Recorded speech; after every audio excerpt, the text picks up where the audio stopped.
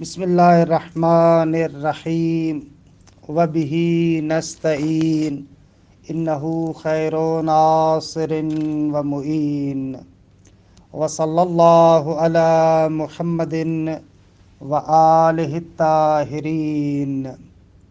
الحمدللہ، خداوند منان کے لطف و کرم سے ہماری گفتگو سلسلہ مباحث عرفانی میں ہے، اور اس سلسلے میں کوشش یہ کی جاتی ہے کہ ایک ہی جلسے میں کسی ایک عرفانی موضوع پر سرعت کے ساتھ جلدی میں بنیادی نکات کو بیان کیا جائے۔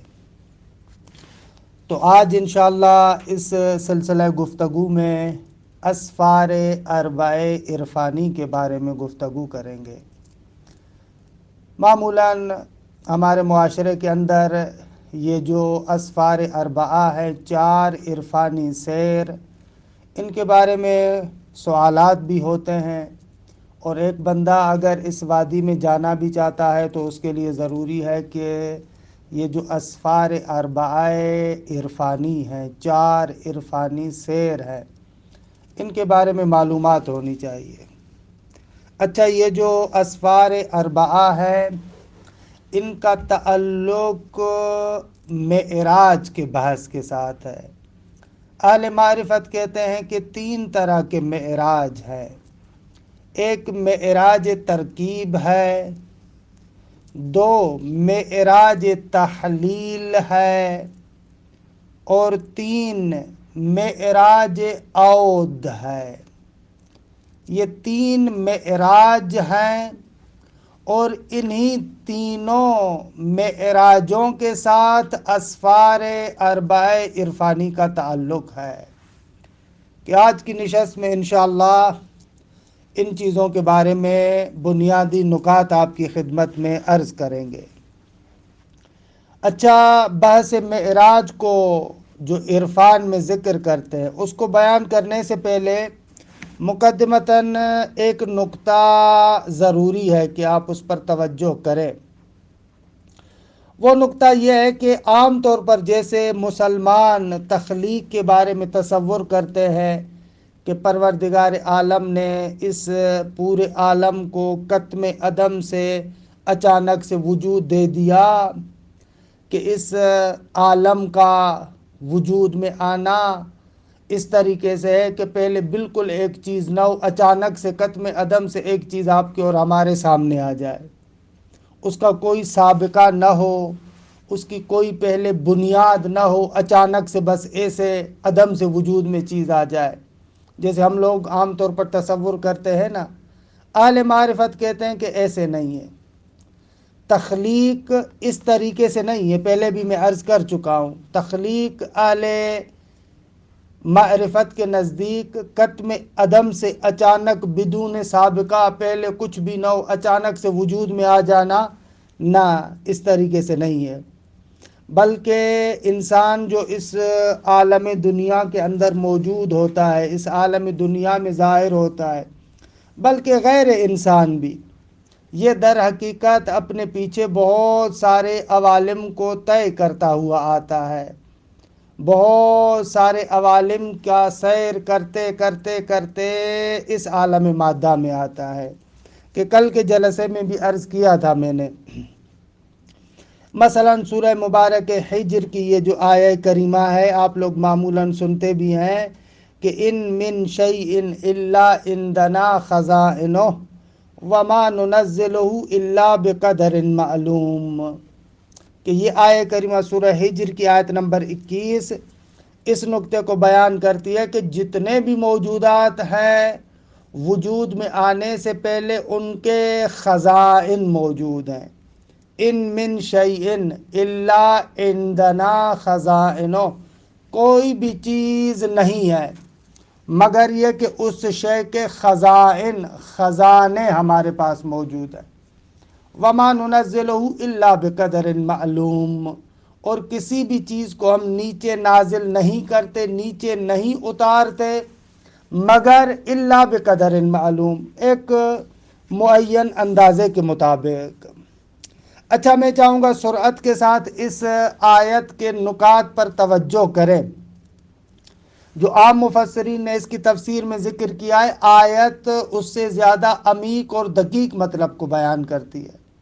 عام مفسرین نے آیت کے سیاق و سباق کو مد نظر رکھتے ہوئے ان من شیء الا عندنا خزائنہ، اس سے عام طور پر اس آیت کے سیاق و سباق کو مد نظر رکھتے ہوئے مثلا جو نباتات ہے، پودے ہیں، ان کے ساتھ مخصوص کیا ہے، اور جو مثلا عندنا خزائنہ ہے، اس عندنا خزائنہ کو بھی بارش پر تطبیق دیا ہے۔ عام طور پر مفسرین نے ایسے کیا ہے، لیکن حقیقت مطلب یہ ہے کہ اگر آیت پر غور کریں، توجہ کریں، تو کسی صورت میں بھی آپ آیت کے مفہوم کو اتنا محدود نہیں کر سکتے، آیت کے مفہوم کو اتنا تنزل نہیں دے سکتے، یہ بالکل مناسب نہیں ہوگا۔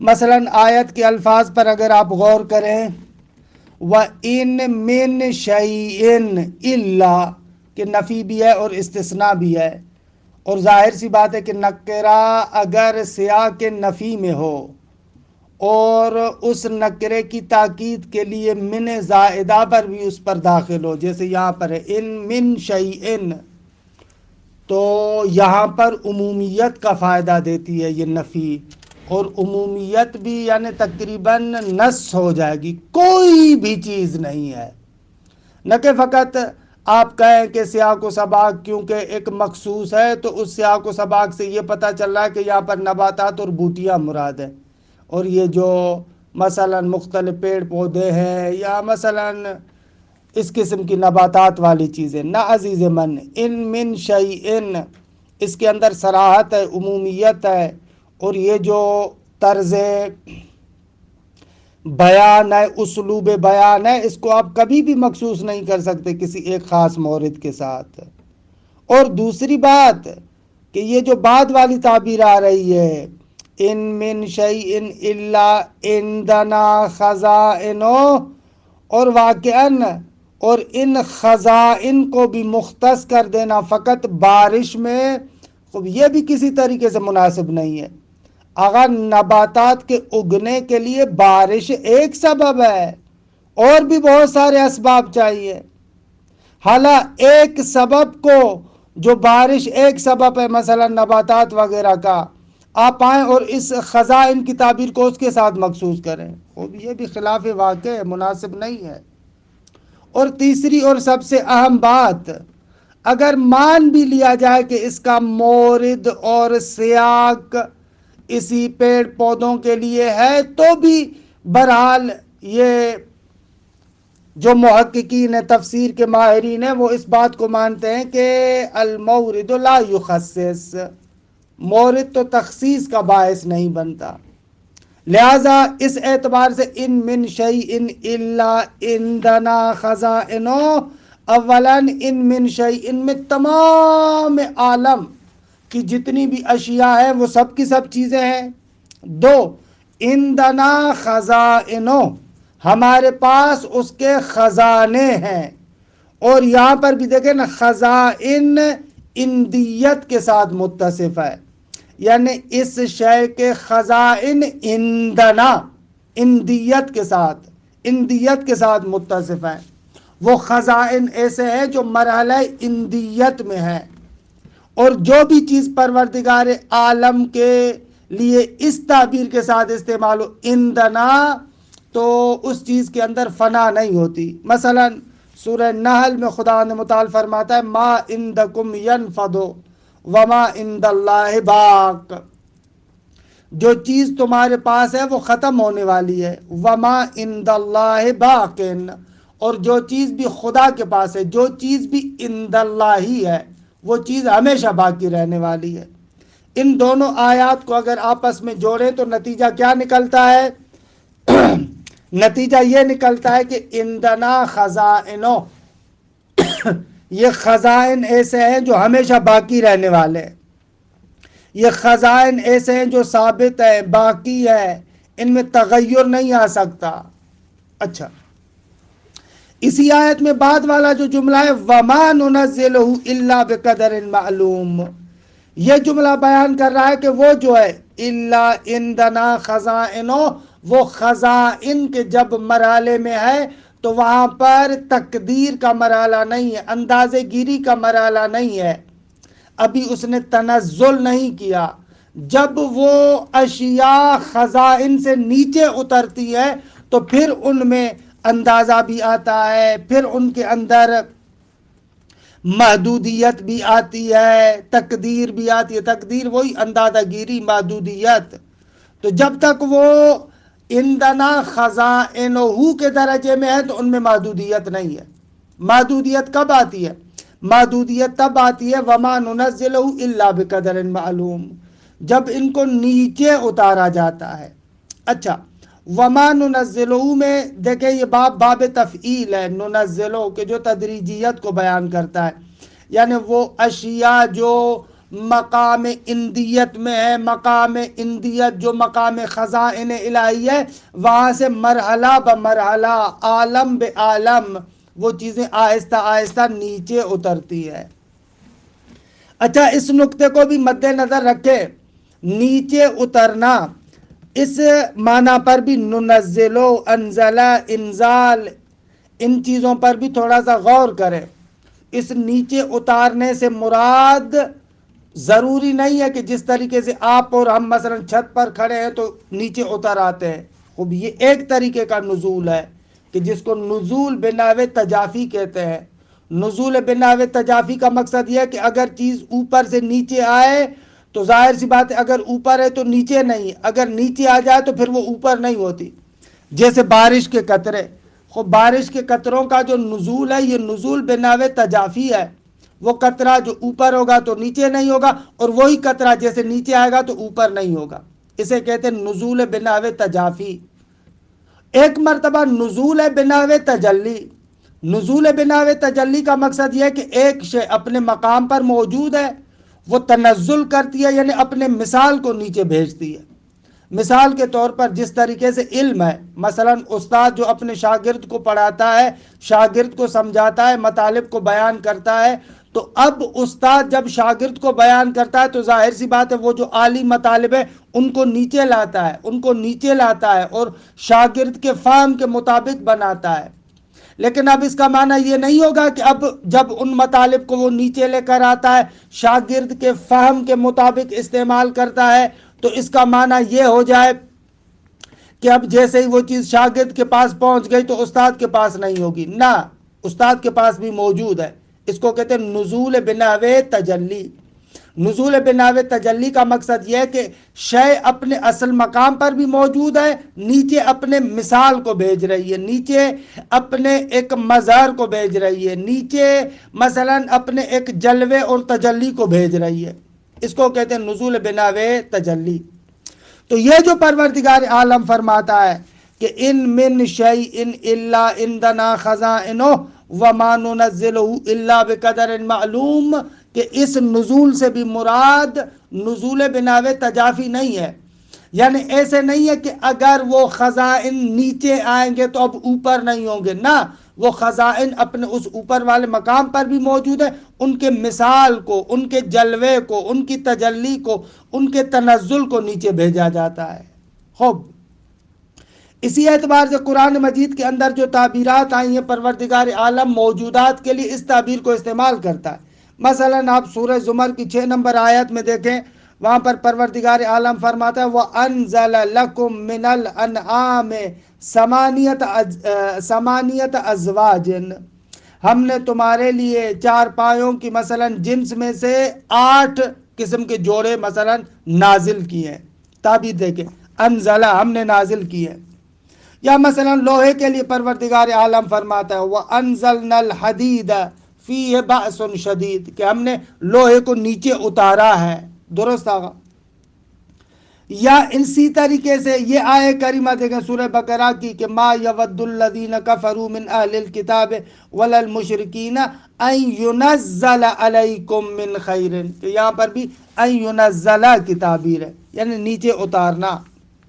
تو بس یہ جو قرآن مجید میں تمام موجودات کے لیے یہ لفظ نزول آتا ہے، یہ بھی بہرحال اپنی جگہ پر اس نقطے کو بیان کر رہا ہے کہ یہ موجود جو تدریجاً آہستہ آہستہ اس عالم میں ظاہر ہو رہا ہے، گزشتہ مختلف عوالم کو طے کرتا ہوا آیا ہے، طے کرتا آیا ہوا ہے، طے کرتا آیا ہے، یہاں تک کہ اس عالم میں پہنچتا ہے کہ اہل معرفت اس قسم کے نزول کو حبوط کے ساتھ بھی تعبیر کرتے ہیں۔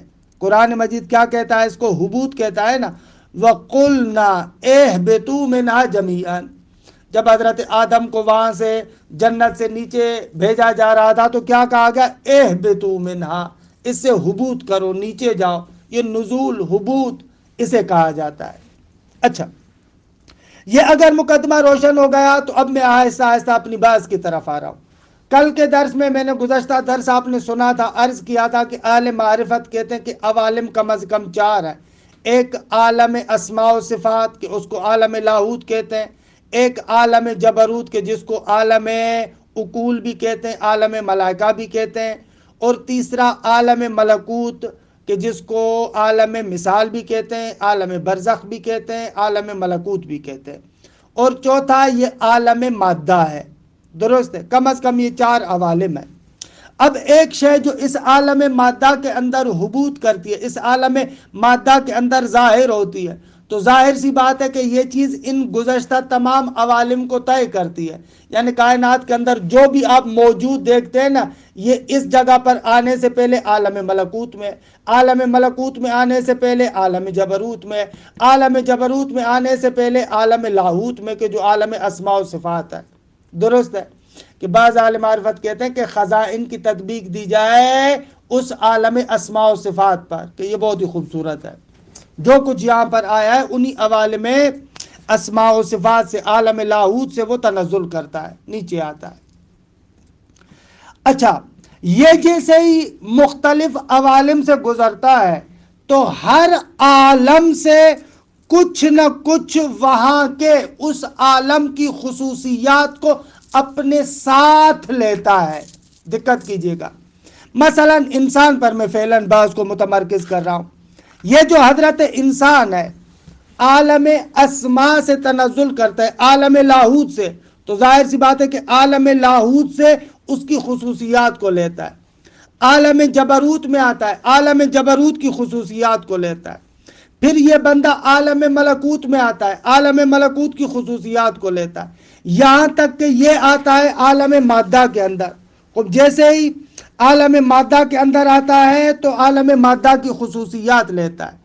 اس کو اہل معرفت تعبیر کرتے ہیں، یہ جو مختلف عوالم سے گزرتے گزرتے گزرتے اس عالم دنیا کے اندر آتا ہے، اسی چیز کو اہل معرفت تعبیر کرتے ہیں معراج ترکیب کے ساتھ۔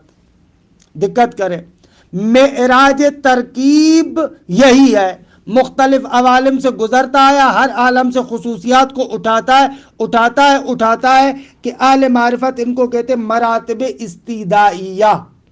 یہ جو مراتب استیدائیہ کی اصطلاح اگر آپ نے سنی ہو تو اس کا معنی یہ ہے، استیدائیہ وہی ودیعت سے نکلا ہوا ہے نا، ودیعت۔ خوب ودیعت میں کیا ہوتا ہے؟ امانت۔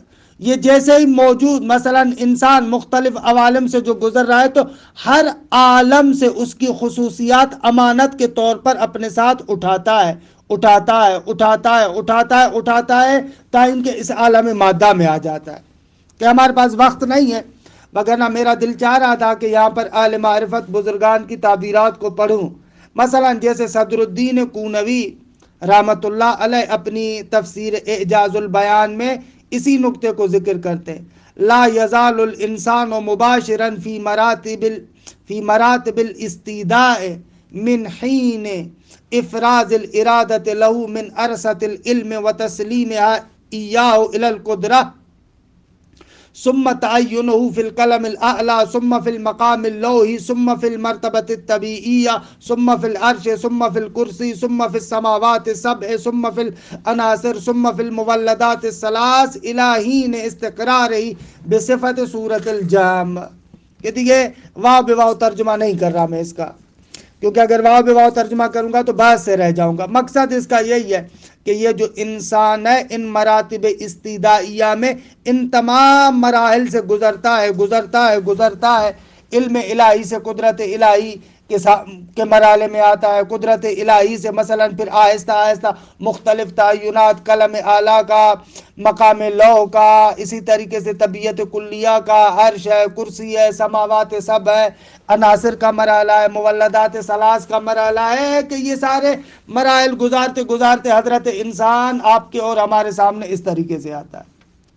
اسی چیز کو شارح مفتاح الغیب فناری اس نے بھی خوب بیان کیا ہے۔ خلاصہ کلام کہ انسان معراج ترکیب میں کیا کرتا ہے، ان تمام مراحل کو طے کرتا ہے یہاں تک کہ یہاں پہنچتا ہے۔ اچھا، ممکن ہے آپ کے ذہن میں سوال آئے کہ بھئی اس چیز کو معراج ترکیب کیوں کہتے ہیں؟ یہ تو تنزل کر رہا ہے، نیچے آ رہا ہے، تو اس کو معراج کیوں کہتے ہیں؟ خوب اہل معرفت کہتے ہیں کہ اس کو معراج ترکیب اس لیے کہتے ہیں کہ بالاخره یہ معراج ترکیب ایک طریقے سے سبب بنے گا کہ معراج تحلیل میں دوبارہ یہ خدا کی طرف آئے۔ جب یہ بالکل اس طریقے سے نزول کر رہا ہے، نیچے آ رہا ہے، تو یہ خود سبب بن رہا ہے کہ دوبارہ تفصیلاً یہ پھر آہستہ آہستہ معراج تحلیل میں اوپر جائے گا۔ یعنی یہ اسی طریقے سے ہے جس طریقے سے مثلا کوئی بندہ ایک بڑی سی جگہ سے چھلانگ لگانا چاہتا ہے تو ڈائریکٹ چھلانگ نہیں لگا سکتا نا، 2-3 قدم پیچھے ہٹتا ہے تاکہ دوڑ کے اس جگہ سے چھلانگ لگائے۔ تو یہاں پر بھی اسی طریقے سے، جیسا کہ ابھی عرض کروں گا، معراج تحلیل میں انسان معراج تحلیل کو پانے کے لیے خوب یہ جو پیچھے ہٹ رہا ہے، نیچے آ رہا ہے، اس کو ہم کہہ رہے ہیں معراج ترکیب۔ خلاصہ کلام اسی شے کو بعض اہل معرفت کہتے ہیں کہ قرآن مجید میں سورہ نوح میں 13 اور 14 نمبر آیات دیکھیں نا، وہاں پر تعبیر کیا گیا ہے اطوار۔ مثلا سورہ نوح میں ارشاد ہوتا ہے ما لکم لا ترجون للہ وقارا وقد خلقکم اطوارا۔ بھئی تم لوگوں کو ہوا کیا ہے کہ خدا کے لیے احترام کے قائل نہیں ہوتے؟ وقد خلقکم اطوارا، جبکہ پروردگار عالم نے تم کو مختلف اطوار، مختلف طور، مختلف حالتوں میں خلق کیا ہے۔ تو اہل معرفت کہتے ہیں کہ یہاں پر اس اطوارا کو اس عمومی معنی میں لیں، یعنی اس مرحلہ خزائن سے کہ جو عالم لاہوت ہے، مقام اسماء و صفات ہے، وہاں سے یہ جو گزر رہا ہے عالم اسماء و صفات سے عالم جبروت میں، عالم جبروت سے عالم ملکوت میں، عالم ملکوت سے یہ عالم ناسوت میں، یہ جو ان تمام مراحل کو طے کر رہا ہے، ان تمام مراحل کے بارے میں آپ کہہ سکتے ہیں کہ قد خلقکم اطوارا۔ حالانکہ جو مشہور مفسرین ہیں وہ بیچارے کیا کرتے ہیں، اس اطوارا کو مخصوص کرتے ہیں انسان کے اس مرحلے کو جب یہ جنین ہوتا ہے، ماں کے پیٹ میں ہوتا ہے، مثلا نطفہ ہے، علقہ ہے، مضغہ ہے، عظام کی شکل میں آتا ہے، لحم کی شکل میں آتا ہے۔ یہ لوگ کیا کرتے ہیں، ان اطوارا کو ان کے ساتھ مخصوص کرتے ہیں۔ خوب دیکھیے، اصلاً کوئی داعی نہیں ہے، کوئی دلیل نہیں ہے کہ اطوارا یعنی احوالا کو فقط اسی کے ساتھ مخصوص کریں آپ۔ مطلق استعمال ہوا ہے، تو کیا دلیل ہے آپ کے پاس کہ آپ اس کو مخصوص کریں فقط اس کے ساتھ؟ یا بعض لوگ جو ہے وہ کیا ہے، مثلا اطوارا کو کہتے ہیں تولد کے بعد انسان کے مرنے تک کے مراحل، خوب ان کے ساتھ خاص کرتے ہیں۔ مثلا طفولیت کا مرحلہ ہے، بچپنے کا ہے، یا مثلا کودکی کا مرحلہ ہے، نوجوانی کا مرحلہ ہے، جوانی کا مرحلہ ہے، ادھیڑ عمر کا مرحلہ ہے، مثلا بڑھاپا ہے، اور بالکل آخر میں فرتوت ہو جاتا ہے۔ خوب ان مراحل کو بعض لوگ کہتے ہیں کہ اطوارا، تو ہم کہیں گے کہ ان کے ساتھ بھی مخصوص کرنے پر کوئی دلیل نہیں ہے۔ آیت کا معنی عمومی ہے، وقد خلقکم اطوارا عمومی معنی ہے، تمام طور اطوار، تمام اطوار کو شامل ہے۔ بہرحال وقت بھی گزر رہا ہے، میں یہاں پر زیادہ رکنا بھی نہیں چاہ رہا تھا کہ اصل بحث کو قرار یہ ہے کہ ایک ہی جلسے میں ختم کریں۔ تو یہ ہو جائے گا معراج ترکیب۔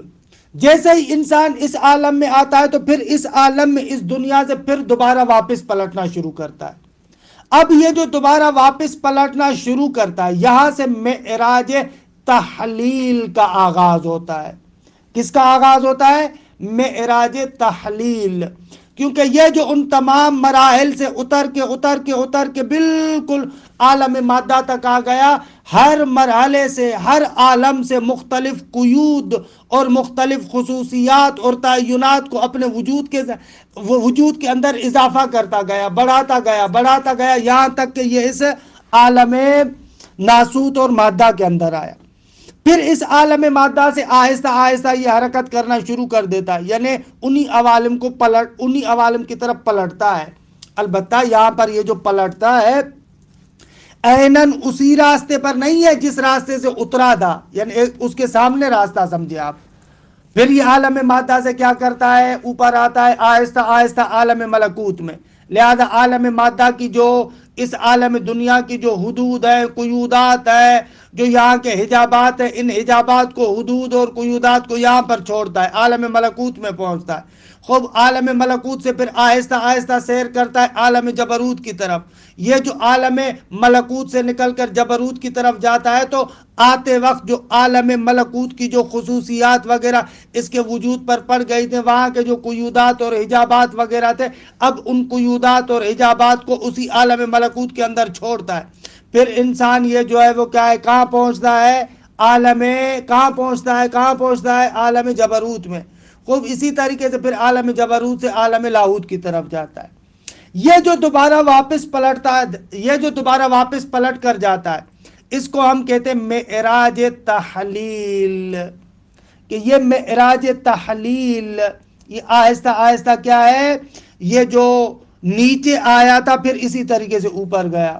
بقول مولانا روم کے اس طریقے سے وہ معنوی میں دفتر سوم میں کہتے ہیں نا، از جمادی مردم و نامی شدم وزنما مردم بے حیوان سر زدم، مردم از حیوانی و آدم شدم، پس چه ترسم کیز مردن کم شدم، حملہ دیگر بمیرم از بشر تا برارم از ملائک بالو پر، وز ملک ہم بایدم جستن زجو، کل شیء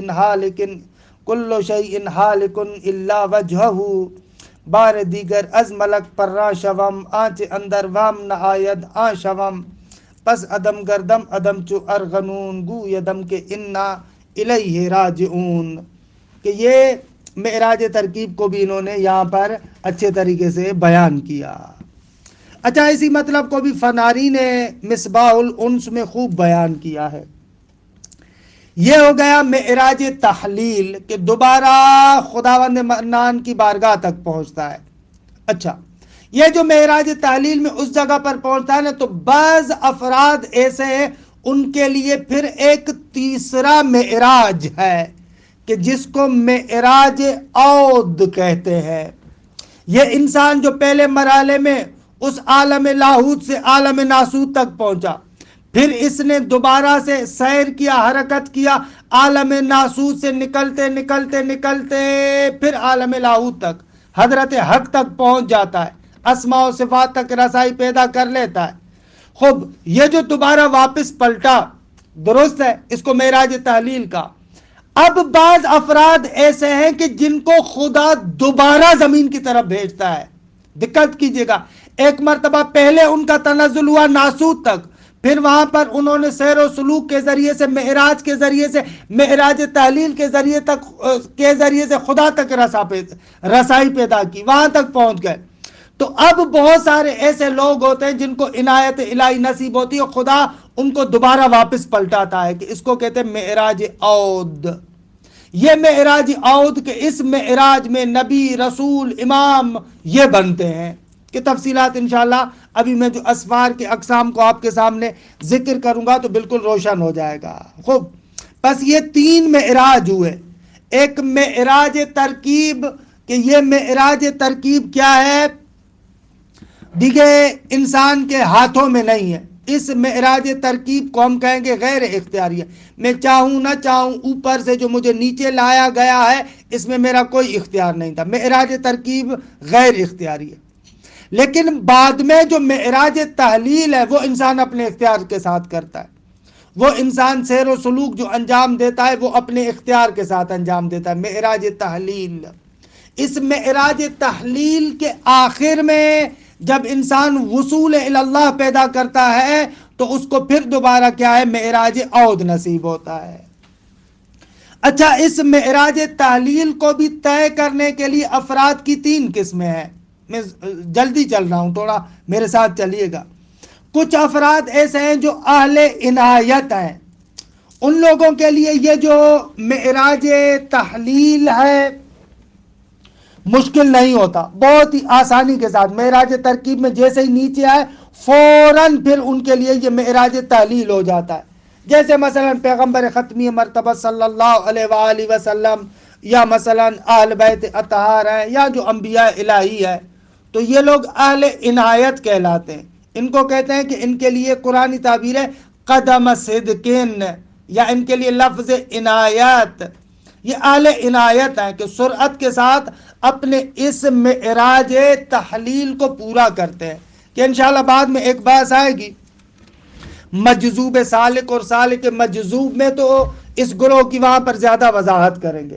ایک گروہ بہرحال یہ ہے، اچھا اہل عنایت۔ دوسرا گروہ اہل ریاضت ہے کہ وہ معراج ترکیب کے بعد بہرحال ریاضت کرتا ہے، مجاہدت کرتا ہے، سختیاں دیکھتا ہے، کہ بعض کمل افراد کاملین اور جو معمولاً متوسطین ہیں وہ اسی طریقے سے وہ اہل ریاضت ہوتے ہیں، کہ انشاءاللہ اس بات کو بعد میں ہم بیان کریں گے کہ سالک مجذوب ہے، ان کا پہلے سلوک ہوتا ہے پھر جذبے کے مرحلے تک پہنچتے ہیں، جبکہ وہ جو اہل عنایت تھے وہ ان کے برخلاف تھے، وہ مجذوب سالک تھے، پہلے ان کو جذبہ نصیب ہوتا ہے اس کے بعد وہ سلوک کرتے ہیں۔ اچھا، تیسرا گروہ اہل جو ہے وہ معراج تحلیل کی نسبت سے اہل شقاوت کا گروہ ہے۔ یہ بدبخت ایسے ہیں کہ اس عالم مادہ کے ساتھ، اس عالم ناسود کے ساتھ اپنے آپ کو اتنا جکڑ دیتے ہیں، ان قیودات کو، یہ جو اس عالم کی قیودات ہیں، ان قیودات کو اپنے وجود کے ساتھ اتنا جکڑ دیتے ہیں کہ دیکھیں یہ لوگ آسانی سے اوپر نہیں جا سکتے، صحیح ہے، بالآخر پھر ان کو ملک کے ذریعے سے، سختی کے ذریعے سے اوپر کھینچا جاتا ہے، کہ بہرحال کہ یہ اس کی تفصیلات انشاءاللہ بعد میں عرض کروں گا۔ خوب، بس یہ 3 معراج ہوئے۔ اچھا، معراج ترکیب عرض کیا کہ یہ کیا ہے، غیر اختیاری ہے۔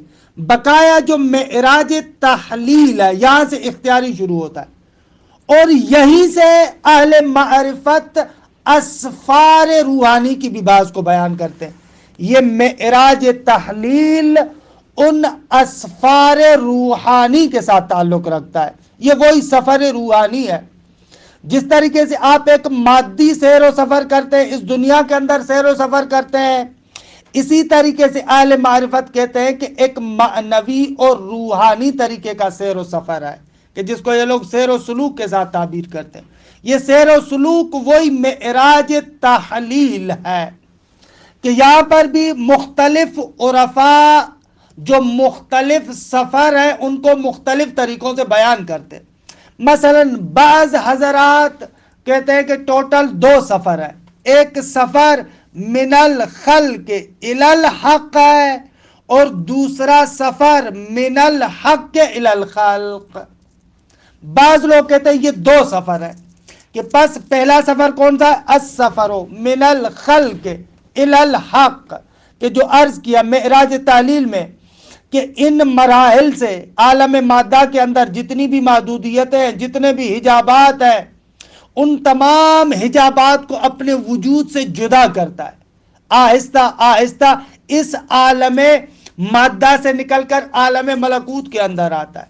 خوب عالم ملکوت کے اندر بھی ٹھہرتا نہیں ہے، وہاں کے پھر حجابات کو توڑ کر عالم جبروت میں آتا ہے، خوب وہاں پر بھی نہیں رکتا، اس عالم جبروت سے نکل کر عالم لاہوت اور اسماء و صفات تک پہنچتا ہے۔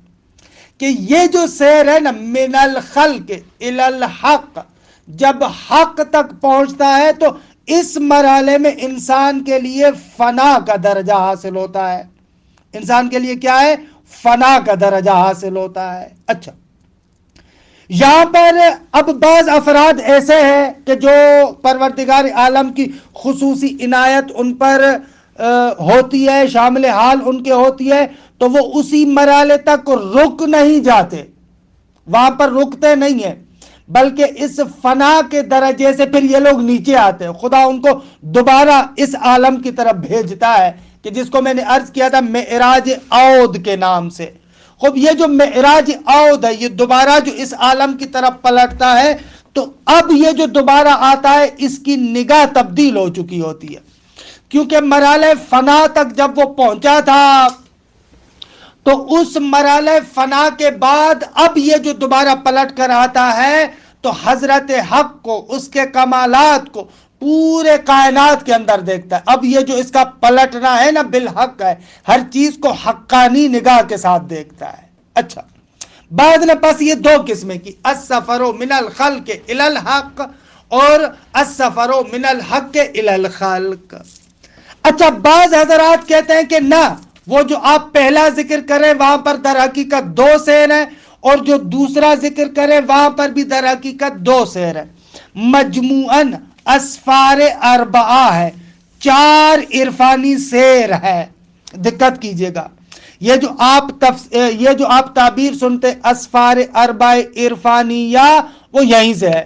یہ لوگ کہتے ہیں کہ آقا یہ جو معراج تحلیل ہے، یہ معراج تحلیل اور معراج عود مجموعاً یہ دونوں 4 اسفار کو، 4 سیروں کو اپنے اندر رکھتے ہیں۔ اچھا، پہلا سیر کیا ہے؟ پہلا سیر جس طریقے سے مثلا آقا مرزا محمد رضا قمشئی قدس سرہ القدوسی انہوں نے جو بیان کیا ہے، ان کے بیان کے مطابق ان اسفار اربعہ کو ہم ذکر کرتے ہیں۔ مثلا آقا محمد رضا قمشئی فرماتے ہیں کہ پہلا سفر من الخلق الی الحق، کہ انسان مختلف حجابات کو کیا کرتا ہے؟ توڑتا جاتا ہے۔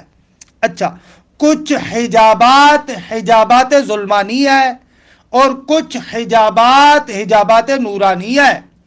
مثلا اس عالم مادہ کے اندر جو موجود ہے، عالم مادہ کی جتنی بھی محدودیت ہے، اس عالم مادہ کے جتنے بھی حجابات ہیں، یہ سارے کے سارے حجابات ظلمانی ہیں۔ پہلے مرحلے میں اس عالم مادہ سے نکلتا ہے۔ اچھا، عالم ملکوت میں پہنچتا ہے، عالم ملکوت کے حجابات عالم مادہ کی نسبت سے بہرحال حجابات نورانی ہوں گے، لیکن اگر انہی عالم ملکوت کے حجابات کو عالم جبروت کی نسبت سے دیکھیں تو وہ ظلمانی کہلائیں گے۔ عالم جبروت کا جو حجاب ہے، بہرحال وہ حجاب نوری ہے، کہ وہاں پر نہ مادہ ہے نہ مادے کا اثر ہے۔ ان کو طے کرتے کرتے حضرت حق کی بارگاہ میں پہنچتا ہے، عالم لاہوت میں پہنچتا ہے، حضرت حق کی بارگاہ میں پہنچتا ہے، اسماء و صفات تک پہنچتا ہے۔ جیسے یہ بندہ اس اسماء و حق تک پہنچتا ہے، بارگاہ الہی میں پہنچتا ہے، تو یہاں پر فنا کا درجہ حاصل ہوتا ہے۔ کیا درجہ حاصل ہوتا ہے عزیز من؟ فنا کا درجہ، کہ اس کو محو کے ساتھ بھی تعبیر کرتے ہیں۔ اچھا، بعض لوگ ایسے ہوتے ہیں جو بہت زیادہ کامل نہیں ہوتے، اس فنا کے درجے پر پہنچتے اور وہیں پر رک جاتے، اور جب یہیں پر رک جاتے ہیں تو ان لوگوں سے شطحیات ظاہر ہوتی ہے۔ یہ جو مختلف آپ تعبیرات سنتے، ان الحق کی تعبیرات ہو گئی، کہ مثلا ان الحق، یہ اہل معرفت کہتے ہیں کہ یہ جب حسین ابن منصور حلاج اس مرحلہ فنا تک پہنچا تو اس مرحلہ فنا پر وہ جو ان الحق کی تعبیر کر رہا ہے یہ شطحیات میں سے ہے، خود فنا کے درجے پر پہنچ گیا ہے۔ خود اشرام نمی بھی نہیں، خود کو بھی نہیں دیکھ رہا، اپنے آپ کو بھی نہیں دیکھ رہا، موجودات کو بھی نہیں دیکھ رہا، فقط اور فقط حضرت حق کا مشاہدہ ہے۔ اور جب حضرت حق کا مشاہدہ ہے، حتیٰ اپنے آپ کو بھی نہیں دیکھ رہا، تو یہاں پر یہ تعبیرات استعمال کرتا ہے ان الحق۔ تو بعض افراد اسی فنا کے درجے تک رک جاتے ہیں، محو ہو جاتے ہیں۔ خب جب یہ محو ہو جاتے ہیں تو یہاں پر یہ شطحیات وجود میں آتی ہیں۔ خب اہل معرفت کے بیانات میں، البتہ اگر خدا نے مطالعہ توفیق دی تو اسی سلسلہ عرفانی کے مباحث میں انشاءاللہ شطحیات عرفاء کے بارے میں بھی گفتگو کریں گے. لیکن کہنے کا مقصد یہ ہے کہ سیر اول کے اختتام پر اگر وہیں پر رک جائے تو یہاں پر انسان کو فنا حاصل ہوتی ہے، محو حاصل ہوتی ہے، اور اسی مرحلے میں انسان کے لیے شطحیات بھی ہوتی ہے. اچھا خوب، اس کے بعد جو دوسرا سفر ہے وہ دوسرا سفر ہے اس کا حق تک تو وصول ہو گیا، حضرت حق کی بارگاہ میں پہنچ گیا، فنا کے مرحلے تک پہنچ گیا. تو اب دوسرا سیر من الحق کے الی الحق کے بالحق، خود حضرت حق کے اسماء و صفات کے اندر یہ کیا کرتا ہے؟ سیر کرتا ہے. خوب اب یہ جو سیر ہے نا، خوب خدا کے ایک اسم سے دوسرے اسم میں، دوسرے سے تیسرے، تیسرے سے چوتھے، چوتھے سے پانچویں، یہ ایک سیر چلتا رہتا ہے. یہ جو آپ سنتے ہیں نا فَفِرُّوا مِنَ اللَّهِ إِلَى اللَّهِ، اللہ سے اللہ کی جانب بھاگو. خود یہ سفر دوم کی بات ہے، دوسرے سیر کی بات ہے کہ خدا کے بعض اسماء سے سیر کرو، بعض دوسرے اسماء کی طرف.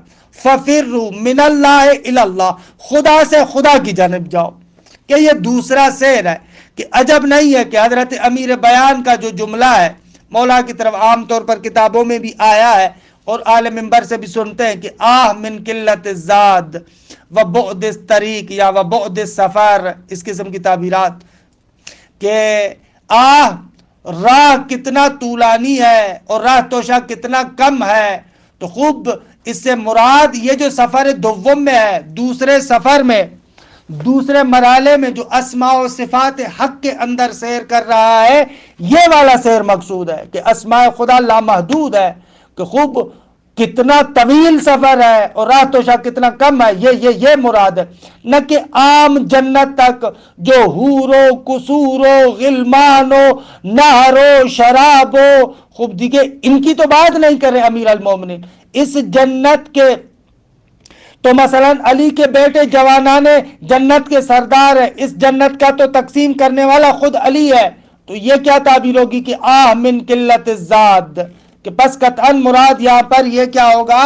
یہ جو سفر دوم ہے.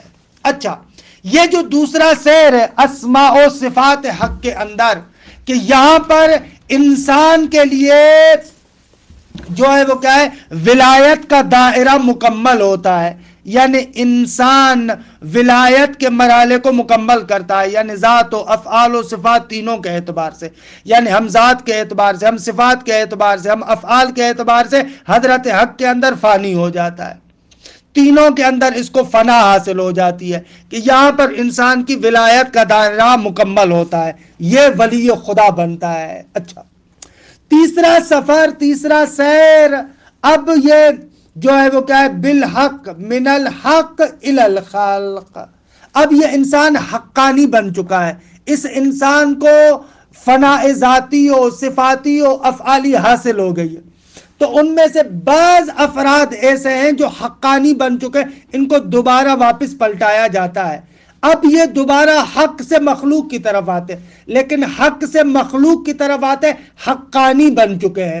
یعنی اب موجودات کو یہ جو ہے وہ کیا مستقل نہیں دیکھتے، بلکہ ہر ایک موجود کو اس عنوان سے دیکھ رہے ہیں کہ خدا کے لیے آیت ہے. یعنی ہر موجود کے اندر ان کو خدا نظر آ رہا ہے. یعنی وہی تعبیر جو امیر بیان کی، ما رأیت شیئا الا ورأیت اللہ قبلہ و بعدہ و معہ، کہ میں نے کسی چیز کو نہیں دیکھا مگر یہ کہ اس سے پہلے، اس کے بعد، اس کے ساتھ خدا کو دیکھا ہے. یا مثلا جو امام حسین علیہ السلام کے بیانات ہیں دعائے عرفہ کے اندر، کہ وہاں پر کیا اَیَکُونُ لِغَیْرِکَ مِنَ الظُّہُورِ مَا لَیْسَ لَکَ. وہاں پر مولا کہتے ہیں نا بھائی کیسے ہو سکتا ہے کہ خدایا آیا تمہارے علاوہ کسی اور چیز کو مگر ظہور ہے جو تمہیں حاصل نہیں ہے. خوب اندھی ہے وہ آنکھ، یا اندھی ہو وہ آنکھ جو ان اشیاء کو دیکھے لیکن ان کے اوپر تمہیں مراقب نہ دیکھے. خوب یہ جو ہے وہ کیا ہے؟ حقانی بن کر نیچے آ رہا ہے. تو اس تیسرے سیر میں نبوت ملتی ہے. اچھا، نبوت دو ہے، ایک نبوت انبائی اور ایک نبوت تشریعی. نبوت تشریعی یہ جو ہم شریعت میں نبی کہتے ہیں، درست ہے، ان کے لیے یہ البتہ صرف اصطلاح استعمال کر رہا ہوں. نبوت انبائی، نبوت انبائی لغوی معنی میں نبوت ہے، یعنی اس کو خبر ملتی ہے دوسرے عوالم سے، ان معارف کو حاصل کرتا ہے۔ نبوت تشریعی یعنی جو صاحب شریعت وغیرہ ہے، کہ جس کو آپ اصطلاح نبی کہتے ہیں، لیکن سیر سوم میں نبوت ملتی ہے۔ حالانکہ بعض لوگوں کے لیے ہو سکتا ہے نبوت تشریعی ہو، باقی نبوت انبائی تو سب کے لیے ہوتی ہے اس تیسرے مرحلے میں۔ اچھا، چوتھے مرحلے میں جو چوتھا سیر ہے، من الخلق الی الخلق بالحق، چوتھا سیر یہ ہے کہ مخلوقات سے مخلوقات کی جانب سیر کرتا ہے، لیکن حقانی سیر ہوتا ہے، یعنی مخلوقات کے تمام استعدادات کو جانتا ہے، ہر موجود کی استعدادات کا اسے پتہ ہے، اس کے کمال لائق کا پتہ ہے، اسے معلوم ہے کہ ہر موجود اپنے کمال لائق تک کیسے پہنچے گا، اس کا طریق کیا ہے، اس کا راستہ کیا ہے۔ تو اب چوتھے سیر میں بِإِذْنِ اللہ یہ حقانی بن چکا ہے اور مخلوقات کی دستگیری کرتا ہے، مخلوقات کو اپنے کمال لائق تک پہنچاتا ہے۔ جو موجود جس مرحلے تک پہنچنا چاہتا ہے بِإِذْنِ اللہ، اب یہ ہر ایک موجود کو اپنے کمال لائق تک پہنچاتا ہے۔ خوب یہ تھی کہ چوتھا سیر ہے، یہ اسفار اربعہ اور 4 سیر ہے کہ میں نے جو بیان آپ کے سامنے ذکر کیا آغا محمد رضا قمشہی کا، امام خمینی نور اللہ مرکزہ الشریف کا بھی بیان مصباح الہدایہ میں اسفار اربعہ کے لیے ہے، لیکن اس میں تھوڑی سی جسے کہنے تبدیلی ہے، تھوڑا سا تفاوت ہے، کہ میں دیکھو ان تفاوتات کی طرف نہیں جاتا اور آپ کو بہت زیادہ پھنسانا نہیں چاہ رہا، لیکن مصباح الہدایہ میں امام بھی ذکر کرتے ہیں۔ اچھا، خلاصہ کلام فتلخص، تمام مباحث کا خلاصہ کروں، آغا عرفانی جو اہل معرفت 4 سیر ذکر کرتے ہیں، ان کا بیان یہ ہے۔ پہلا سیر یہ ہے کہ انسان عالم خلق سے حق تک پہنچتا ہے، کہ دیکھیں معراج کے اعتبار سے یہ معراج تحلیل ہے۔ اچھا، جب وہاں تک پہنچتا ہے تو انسان کو فنا حاصل ہوتی ہے۔ خب اس فنا کے مرحلے میں بھی بس 2 طرح کے لوگ ہوتے ہیں، بعض ایسے ہیں کہ جو اسی فنا کے درجے میں رہ جاتے ہیں، آگے نہیں چل پاتے، بعض وہ ہیں کہ نہ فنا کے بعد دوسرے سیر کا آغاز کرتے ہیں۔ ہمارے معاشرے کے اندر ہو سکتا ہے کہ بعض لوگ ایسے ہیں جنہوں نے واقعاً سیر و سلوک کا آغاز کیا ہو۔ خوب ہمارے معاشرے میں دیکھتے ہیں نا، بہت سارے کبھی کبھار ایسے ہوتے ہیں پاگل لوگ ہوتے ہیں، لیکن ان کی تعبیرات، ان کے جملات عجیب جملات ہوتے ہیں، معرفت سے بھرے ہوئے جملات ہوتے ہیں۔ تو ہو سکتا ہے ایک بندہ سیر و سلوک میں مقام فنا تک پہنچے اور اسی مقام فنا تک رہ جائے اور اسی میں مجنون بن جائے۔ بہت سارے لوگ ایسے ہوتے ہیں جن کے اندر اس سے زیادہ توان نہیں ہوتی، اس فنا کے درجے تک پہنچ کر جنون کی کیفیت میں آ جاتے، مجنون بن جاتے ہیں۔ ہو سکتا ہے ایسے، یہ جو آپ سنتے ہیں بعض لوگ کہتے ہیں کہ بھئی کیسے ہو سکتا ہے کہ فلاں بندہ مجنون جو ہے وہ کہ ولی اللہ ہو اور اہل معرفت میں سے ہو؟ نہ، عقلی طور پر ہو سکتا ہے۔ اہل معرفت کہتے ہیں کہ ایسے ہوتا بھی ہے، بہت سارے ایسے لوگ ہیں کہ جو سیر و سلوک کی وجہ سے مرحلے فنا تک پہنچتے ہیں اور وہاں کی جو تجلیات کی بارش ہے وہ حضرت حق کی جو ان پر تجلی ہوتی ہے، اسما کی تجلی ہوتی ہے، بہرحال ان کے اندر دیکھیں اتنی زیادہ توان نہیں ہوتی کہ اس کو برداشت بھی کر پاتے، پھر اس تجلی کے اندر کھو جاتے ہیں اور پھر دیکھیں مجنون بن جاتے ہیں۔ ایسے بھی ہوتا ہے۔ خود یہ پہلے سفر کے انتہا پر کہ فنا کا درجہ ہے۔ بعض اہل عنایت ہوتے ہیں، خداوند متعال کی عنایت ان کے شامل حال ہوتی ہے، وہ لوگ دوسرے سیر کا آغاز کرتے ہیں۔ خوب وہ دوسرا سیر اسماء و صفات حق کے اندر ہے کہ اس دوسرے سیر کے اختتام پر انسان کیا کرتا ہے؟ ولایت کے مراحل کو تام کر دیتا ہے، ولایت کے تمام مراحل تک پہنچ جاتا ہے۔ خوب جب یہ ولایت کے تمام مراحل تک پہنچ جاتا ہے، یہ بندہ ولی اللہ بن جاتا ہے، یہ بندہ فنا ذاتی و صفاتی و افعالی کے مراحل کو پہنچ جاتا ہے۔ خوب بعض افراد ایسے ہیں کہ جن کو عنایت الہی حاصل ہوتی ہے، اس دوسرے سیر سے پھر تیسرے سیر کا آغاز کرتے ہیں، یعنی پروردگار عالم سے، حق سے اب مخلوق کی طرف آتے ہیں۔ اب یہ جو حق سے مخلوق کی طرف آتے ہیں نا، درست ہے کہ ان تمام عوالم کو پھر سے کراس کرتے ہیں، عالم لاہوت سے عالم جبروت میں آئیں گے، ملکوت میں آئیں گے، عالم جو ہے کہ ناسوت میں آئیں گے، لیکن اب کی بار یہ جو واپس آ رہے ہیں نا، وہ پہلے مرتبہ جو معراج ترکیب تھا اس سے تفاوت کر رہا تھا۔ اب ہر عالم سے درست ہے کہ وہ اس عالم کی خصوصیات کو لیں گے، اس عالم کے قیودات کو لیں گے، لیکن وہ خصوصیات، وہ قیودات، وہ حجابات اتنے سخت نہیں ہوں گے، یہ اب ان کے ہاتھ میں ہوگا۔ جس وقت چاہیں گے ان قیودات سے اپنے آپ کو خارج بھی کر سکتے ہیں، جس وقت چاہے ان قیودات سے نکال کر اپنے آپ کو اوپر بھی لا سکتے ہیں۔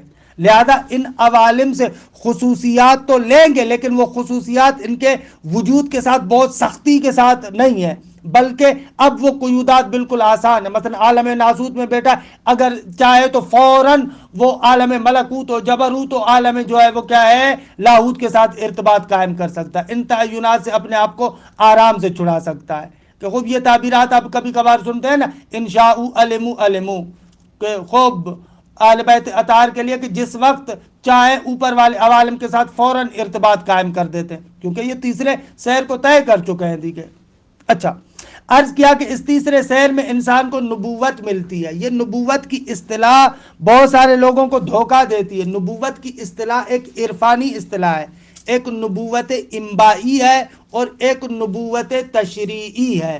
تو یہاں پر ہمارا مقصود تیسرے سیر میں نبوت انبائی ہے کہ بہرحال انشاءاللہ اگر مناسب سمجھا تو جو بعد والا جلسہ ہے وہاں پر اس نبوت انبائی اور نبوت تشریعی کی اور زیادہ وضاحت آپ کی خدمت میں عرض کریں گے۔ اس تیسرے سیر میں نبوت انبائی ملی۔ چوتھے سیر میں کہ جو چوتھا سیر ہے اور جو چوتھا سفر ہے کہ اس چوتھے سفر میں انسان کیا کرتا ہے، عرض کیا کہ یہ سفر جو ہے وہ کیا من الخلق الی الخلق بالحق، مخلوق سے مخلوق کی جانب ہے لیکن حقانی طریقے سے، یعنی تمام مخلوقات کہ جسے کہا جائے کہ یعنی کمال لائق کو بھی جانتا ہے، اس کے پہنچنے کے راستے کو بھی جانتا ہے، ہر ایک کی استعدادات کو بھی جانتا ہے اور پھر ہر ایک کو اپنے اس کمال لائق تک پہنچاتا ہے۔ کہ یہ تقریباً وہ سیر کہ جس سیر کے بعد وہ مرحلہ امامت انسان کو نصیب ہوتا ہے۔ یہ جو تفسیر ابن عربی کے نام سے ہمارے معاشرے کے اندر معروف کتاب ہے کہ در حقیقت تعویلات کاشانی ہے، آخر میں بس کیونکہ وقت بالکل گزر چکا ہے اس کی ایک عبارت کا ترجمہ کر لوں کہ اس تفسیر ابن عربی میں اس آیہ کریمہ کے ذیل میں وَإِذِ ابْتَلَىٰ إِبْرَاهِيمَ رَبُّهُ بِكَلِمَاتٍ، اس کی تفسیر میں ایسے کہتے ہیں اے بمراتب الروحانیات، ہم نے کیا ہے وَإِذِ ابْتَلَىٰ إِبْرَاهِيمَ رَبُّهُ بِكَلِمَاتٍ، جب ابراہیم کو اس کے رب نے کلمات کے ذریعے سے آزمایا، امتحان دیا۔ خوب کلمات یعنی مراتب روحانیات، قلب کا مرحلہ، سر کا مرحلہ، روح و خفا و وحدت و احوال و مقامات کے التی یعبر بہا علی تلک المراتب، کہ ان مراتب سے وہ کیا کر رہا تھا، عبور کر رہا تھا۔ خوب یہ مراحل ہیں۔